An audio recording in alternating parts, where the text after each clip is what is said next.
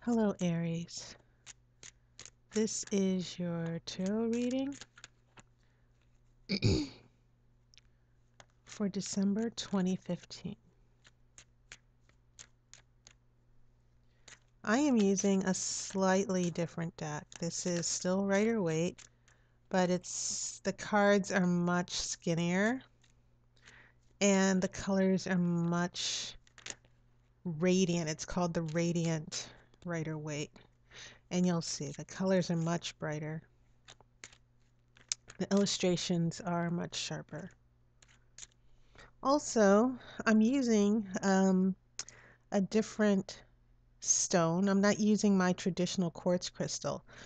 This is my amethyst, and this is the second stone. This is the second crystal stone that I bought after my traditional quartz. I really like this one because this amethyst, um, I've always used it when I wanted to raise my psychic power. Sometimes I have placed it on my forehead before I went to sleep if I wanted to have an astral dream or if there was some psychic clarity that I needed. So this stone has always worked well for me. I hope you had a wonderful Thanksgiving.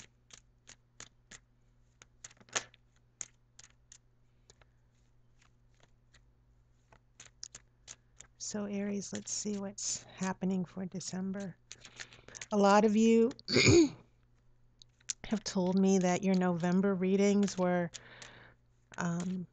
hit the nail on the head for you.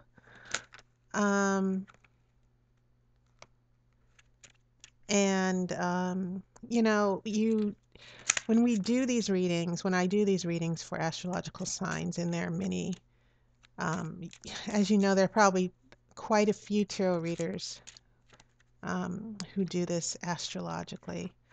You know, we try to read to get the general energies, but no one situation can, we can't read into an exact situation. Um, a lot of you who've watched the videos have told me, well, yeah, there's someone in my life that I need to leave behind. And it doesn't have to be a boyfriend or a girlfriend. It can be a parent, brother, sister. Um, some of you have said, yeah, I'm going through the same thing. I'm going through conflict, whether it's at work or a relationship.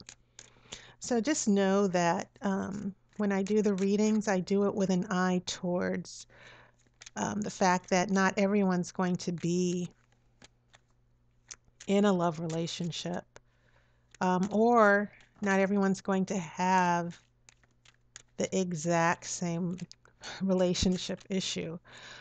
But hopefully, by doing these readings, I can sort of give you some clarity about a general direction.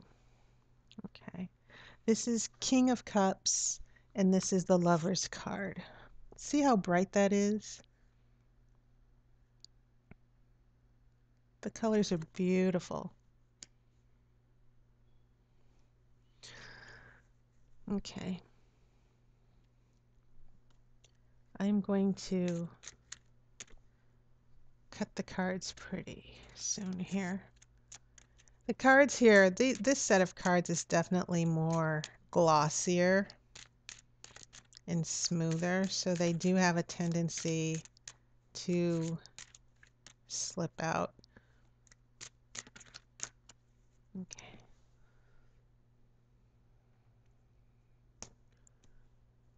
Okay. Your next card is Wheel of Fortune in reverse.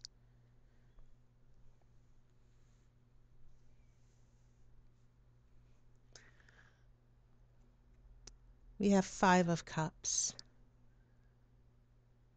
We have the Moon. We have Ace of Pentacles in reverse.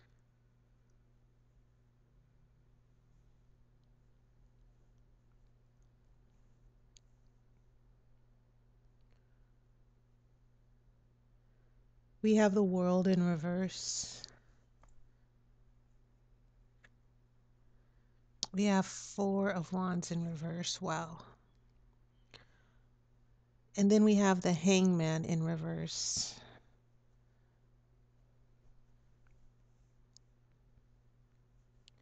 All right, so I will pull your outcome card later on.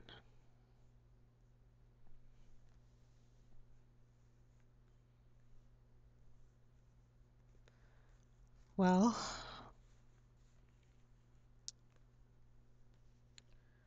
I think that looking at your major arcana, and I always like looking at the major arcana cards, not necessarily the trump cards, which would be or they're called the pip cards, like the ace to the number 10. Then you have your court cards. Let's see. Um, Aries, you've got a lot of major changes and shifts going on with you because you have one, two, three, four, five major arcana cards out of the nine. And when you have those types of dominant cards in your tarot spread, it definitely means that there are permanent shifts, shifts that are going to be permanent in your life happening.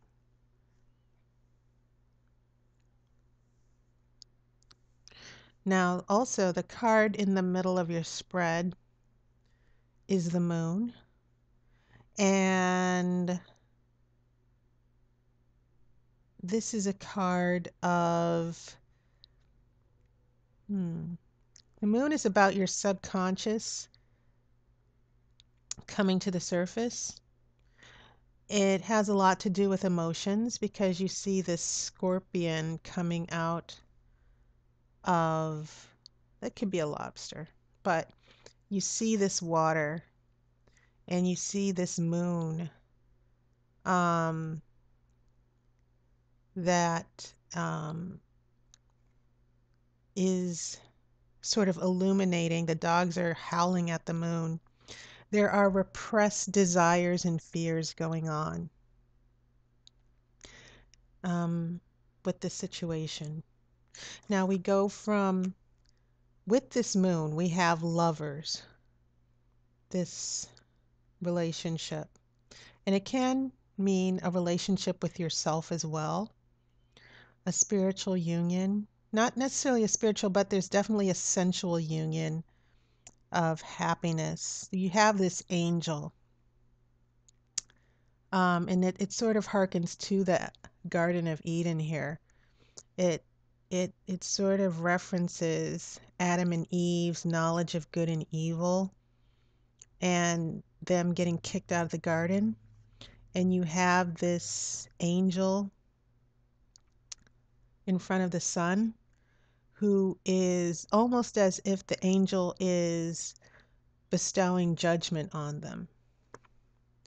You have clouds here, you have the sun, you have the earth, you have everything but water here. But it definitely means a higher judgment or a higher plane or some type of higher spiritual energy going on with the Lover's card. It can mean some type of spiritual energy with a union, but it's not necessarily love. It has a lot to do with um, male and female energies coming together. And it also means that there's a unity, you know. This angel is bestowing a type of knowledge, this higher purpose, this higher spiritual purpose. Even though the serpent is in the background, you see the serpent is still here. So when we give in to the lover's energy or when we have the lover's energy, there's always a need to deny or overcome our carnal desires and choose that which is for our spiritual good, it comes down to a choice, um, that we can love, we can be with someone, we can join forces with someone, but the goal is that it's for a highest good. It just doesn't mean a sexual act or a sexual relationship here. And, you had Adam and Eve who had to overcome or who fell to their carnal desires or this need to give in to temptation. And they try to find redemption. And as you know, even though Adam and Eve got kicked out of the Garden of Eden, they lost this paradise because of temptation. God kind of said to them, well, we're going to fix this, so to speak. There's going to be a chance for you to redeem yourself. But the Lover's card um, sort of references this um, going beyond the sexual and physical carnal nature of ourselves and finding a more spiritual purpose behind our relationships beyond the physical and sexual desires or our carnal desires. That's the best way I can put it right now. But I've had interpretations where the lovers could mean the yin and the yang coming together in perfect harmony as well. And it seems like this is what is something that was a very strong energy in the past, Aries, because you have this King of Cups, and this is a water sign. The King rules emotions. He's very wise with emotions. He's very mature. This can be a man or a woman. And water and fire don't necessarily go together, Aries. But, um, you know, that doesn't mean that an Aries and Pisces or a fire and water sign can never be together. Um, you know, I think that I don't believe in absolute rules when it comes to um, astrological signs. And also, we very rarely, some people do have, they might have a water sign as a sun sign. They might have an ascendant that's also water. They might have a moon that's also water. But I believe that there's much more to the readings of astrology than just the sun sign. This could be an energy for that represents someone, but it could represent their attitude or mood as well. But it does represent a person and the energy that they're bringing into your life. So we're going into this Lover's card. We have the Wheel of Fortune in reverse. Now, the Wheel of Fortune means that, um, this karmic wheel, things that go up must come down. You also have your angels here, and you also have the lion, the goat, you have this demon, you also have a snake. This is interesting. You seem to have some figures. This serpent has come back with the Wheel of Fortune. Only the Wheel of Fortune is in reverse here. Now, what does this serpent have to do? Well, as you can see, it was in the Lover's card, this temptation. And, it can mean that as this wheel turns, that you also have to deal with decisions that you've made before. Maybe there you gave in to temptation and now you're paying the price. But this is in reverse. So maybe this temptation or these circumstances are not turning around just yet. that there seems to be something has come to a halt as far as a change in fortune. And maybe there was some temptation going on. Why are we seeing this serpent show up again? That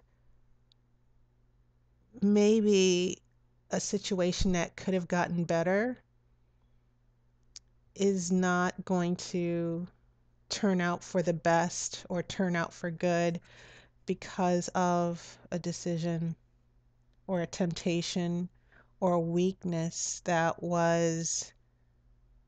that's existing or has manifested itself in a relationship.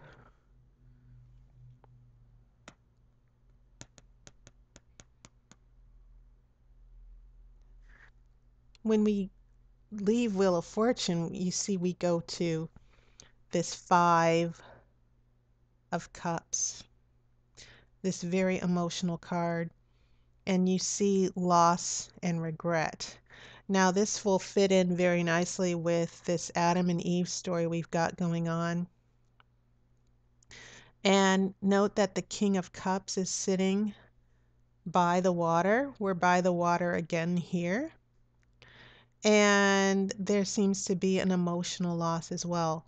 Someone gave in to temptation and something was lost because of it. It seems to be a classic Garden and Adam and Eve story here where hmm, yes, you lose this paradise because of this temptation that has reared its ugly head. And you can see the serpent, because the Wheel of Fortune is reversed, the serpent is making his way up. He's not going down. The serpent is on his way down. But this temptation, they're not on the bottom. Now they're sort of near the top here. They're the dominant energy. And so there's been a weakness in a relationship that's manifested. We have the moon, these subconscious fears. It can also represent a dysfunctional pattern. I think this moon is linked to whatever weakness has manifested here. This is getting so psychoanalytic, but there's definitely a lot of subconscious patterns and dysfunction and issues someone has in the relationship.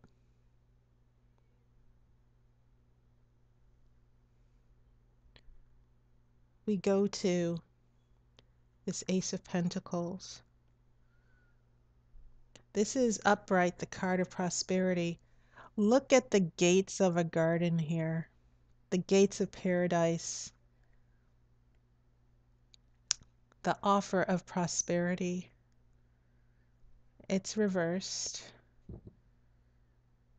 There's no access to this garden anymore. That's in the background. So there's an issue of prosperity that's been affected as well. And so we then go, Aries, into these last three cards that are all reversals.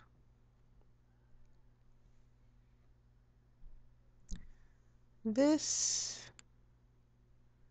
another theme that seems to be very relevant is we have the ox, the lion, the eagle. We seem to have this head of a cherubim. We have this woman here in the middle within the laurel wreath.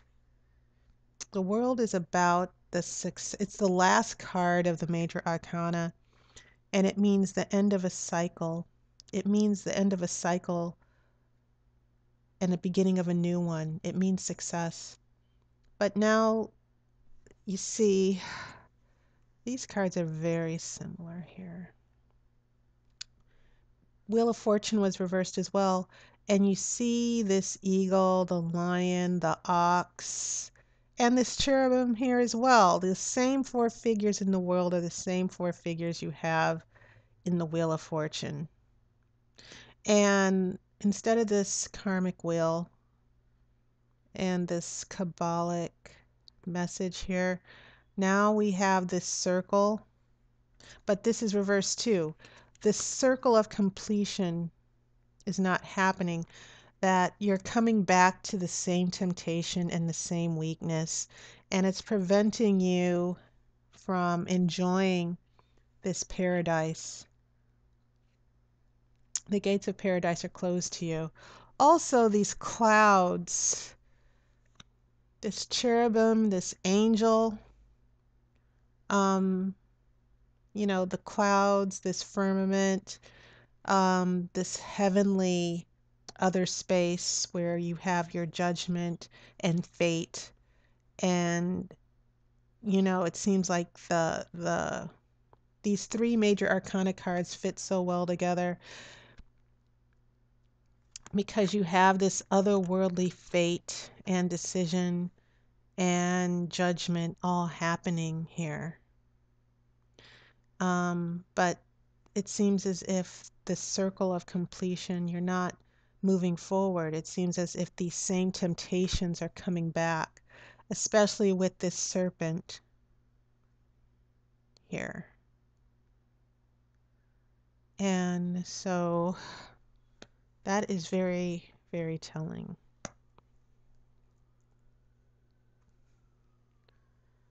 So your Four of Wands is in reverse. This is the card of celebration. And you have all of these fruits and signs of prosperity. In Aries, wands are your energy. Wands represent fire. But this is in reverse. And it seems as if these circumstances are going to have a negative effect on you. It's going to be something that will be a huge shift in your life, that you will not, all of these symbols of garden and prosperity and fruits that keep coming up that are reversed. It seems as if this weakness, and this could be another person, whoever this King of Cups here, this weakness or dysfunction, it keeps coming back and it keeps getting the relationship off track. It keeps you from being able to enjoy paradise, to enter the gates of the garden, to have that celebration that you see in Four of Wands. And so, what do we have here? The Hangman in reverse. Upright, he's hanging from a tree. This tree of temptation. It seems as if this emotional vulnerability, this mistake that's been made, the apple that's been eaten, or the fruit, the forbidden fruit that's been eaten, it might throw you into unresolved emotional turmoil. When the Hangman is upright, it means that you are in a very difficult emotional position. Emotionally, you're in pain, you're making a sacrifice, and you are spiritually finding your way out of it, because look at the halo around the man's head. This is spiritual enlightenment, that things might be difficult emotionally, but you need to go through this difficult circumstance in order to find a higher spiritual purpose. For the same reason that I explained the Lover's card. But if it's up, it's not in, it's not upright. This is so deceiving. So the Hangman is actually standing up here. And the Hangman is not spiritually There's just emotional turmoil without the spiritual enlightenment. Okay? The hangman lets go. The hangman has no control. He's hanging upside down from this tree, but even though he has no control, there is still a higher purpose in his situation that he is able to understand. Well, Aries, I don't, this emotional turmoil that is being brought about here, possibly from this King of Cups and the Five of Cups, this king is bringing, he has a cup in his hand, but it seems like this king is going to have you lose a lot of cups. There are going to be a lot of cups from this king that you're going to lose, some that you'll be able to keep, and will cause you great sorrow. But it's the way it's looking is that you're not, as difficult as the situation is, you're not opening yourself up to spiritually what's going to be the best solution. How are you going to be able to, you and this King of Cups, and this could be a woman, how are you going to figure out or get past this temptation or this mistake or this emotional block that's causing you to pain over and over and over again? And you're trying to control the situation, and this is very common for a fire sign, that you want to be in control of the situation while you try to figure out how you can solve this problem. But sometimes you do need to let go, Aries. The major, all this major arcana cards, you don't have control over this person. You can't make them change. They have to decide they want to change. The situation is out of your hands. And I think that when you can realize the power of absolute love and unconditional love, you can say to yourself, I'm going to let this go, the situation go, or maybe you're letting the relationship go. You have to get to that point. Right now, it seems like it's going to be very difficult for you. Okay. Well, let's see what the outcome cards have to say. And I'm hoping for a more positive, some clarity here. I think you can always pull something positive from these readings, even though this sounds like a lot of doom and gloom and disappointment. I think that when you can see the bigger picture, it helps us get clarity on what to do or what not to do or what we can do. You know, it helps me feel better when I realize, you know what, I have no control over the situation. So I just need to let the universe take over and let everything fall into place. Now, the two cards that came out for you, um, you have Knight of Wands and the Emperor. And these are your outcome cards. This is very good for you, Aries, because this is Knight of Wands. I think this represents you and all your fire. And Knights are about action. I think you want to have action. Also, you have the Emperor. The Emperor is, um, he definitely rules. He definitely makes decisions. He gets control. And I think maybe you get control over yourself. You decide, well, I can't control this situation, but I can control myself. I can control my decisions. The Emperor is also about boundaries. And it could very well be that with this person, you need to establish some boundaries. that you need to take the action and the energy of this Knight of Wands, which is your element, and say, okay, I need to put my foot down. And note, he has a wand in his hand too. And he has a scepter and an orb. And in a way, it seems as if he's in judgment. And he rules lands and he rules territories. But it can also mean that you're establishing your control and your boundaries as well. That there needs to be some order or chaos. Instead of these weaknesses, the emperor is actually the opposite of temptation. The emperor is never tempted.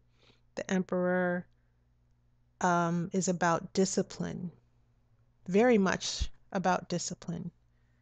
And maybe now is the time for you, Aries, to start enforcing discipline or boundaries in your life, especially with this relationship, because it's causing you too much emotional chaos and pain and loss and regret. So, this is a good thing to have in your life, that the Emperor, the energy of the Emperor will establish some order for you and some boundaries for you. But I think more than anything, the key word is discipline and adherence to the right thing to do. And it may require that. It's also interesting that you have the ram's head here. Rams, I believe, um, are associated with Aries, which I think is very interesting. That's true. The ram is associated. You have this ram's head. So this is definitely a sign if there's definitely a sign that Aries, this is what you need to do for yourself. Okay. All right. So Aries, that was your reading for December 2016. And I intend to have a year-end reading for 2016 in addition to January. That'll be hectic. I love it, but then I'll have more time off for the holidays. So I hope you've enjoyed your reading. I hope it brought you clarity. I wish you a happy holiday season, and I will see you before the end of this year. Take care.